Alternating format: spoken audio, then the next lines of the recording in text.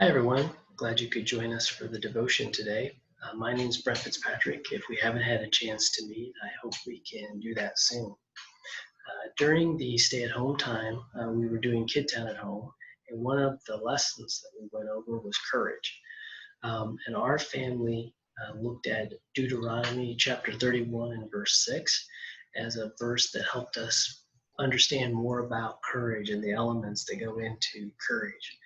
And then as I was looking through that section of verses, I saw other things that I needed to be reminded of, I needed to apply. So that's what I'm going to be sharing with you today. So if you want to look at Deuteronomy chapter 31, I'm going to start reading in verse 3. And the context here is Moses telling the nation of Israel that Joshua is going to be the one to lead them into the promised land. So God had given Israel a destination, a mission to accomplish. They were to go to the promised land and they were to worship him. And through that, all the other nations were going to see and understand who God was, his love, his power, that he was the only true God, that he was the one that should receive worship. So there are things then that I can apply because I have a similar mission of God wanting to use my life and my obedience and the things that he's given me to do to bring him glory, to bring people into relationship with him.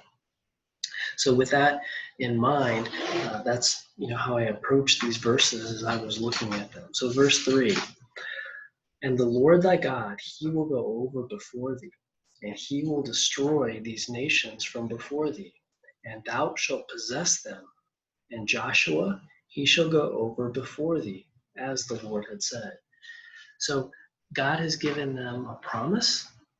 And likewise, in Matthew 20:18, Jesus said that all power was given unto him in heaven and on earth.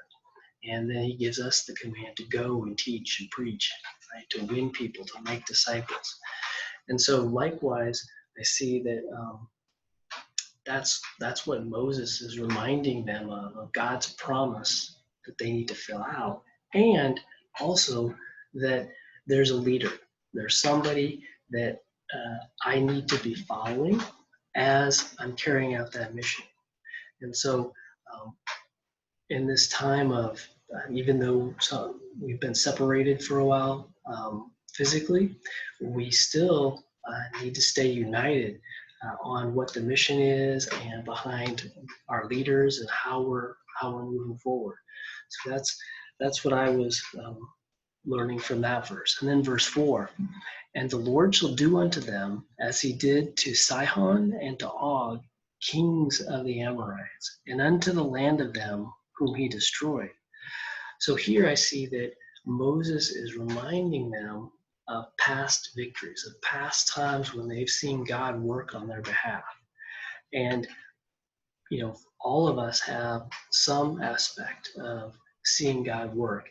And if we're saved, we've seen him have the victory over the God of this world, the king of this world that had us bound, right? But then as I've walked with God, I see him at work in other times, in other ways, and other places. And so I know God's capability. I can be reminded that as I move forward and look at something that's new and unknown, I can be reminded of how God has worked in my past experiences. In verse 5, and the Lord shall give them up before your face, that ye may do unto them according unto all the commandments which I have commanded you. So again, he's telling Israel that God's given them up, right? He's already taken care of the problem. He's bigger, he's stronger, he's got it all figured out. So what does that leave for Israel? What does that leave for me? Well, that leaves for me to be obedient, that I can do according unto all that he had commanded me, right? So I don't need to be concerned about all the details and how and whatever, but God has got that under control. God has promised. God is saying, I'm going to take care of it. Now, the question is, Brent, will you be obedient? Will you do all that I've commanded you within this context? And then that brings us to verse 6. It says, be strong and of a good courage. Fear not, nor be afraid of them.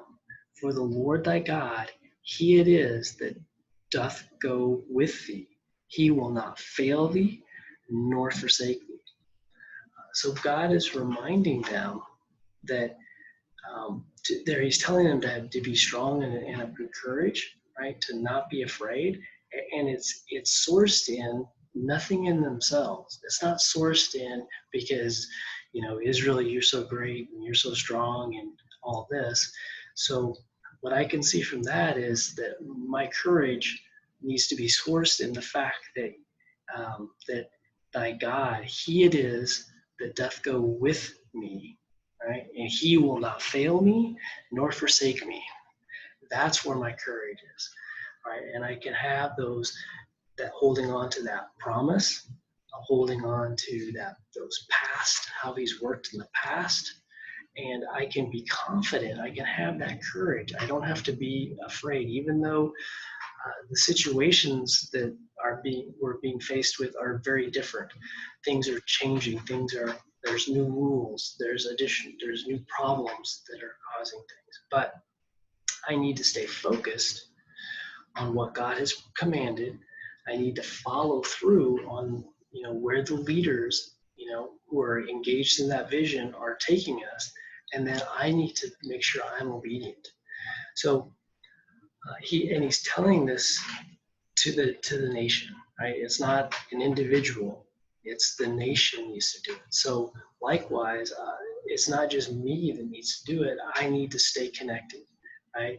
Through things like this devotion, through Sundays, Tuesdays, small groups. I need to stay connected because I can get distracted. I can, get off mission, and also I can see how God is working, not only in my life but in others, to know that we're still moving forward in that mission, to still have that confidence, right, that courage, and not be afraid, because I'm reminded that God is with us and he's not going to fail us, or he's not going to forsake us. So that's what I learned, and as we went through these verses as a family, and I'm praying that it helps you, encourages you also when you walk. Thank you.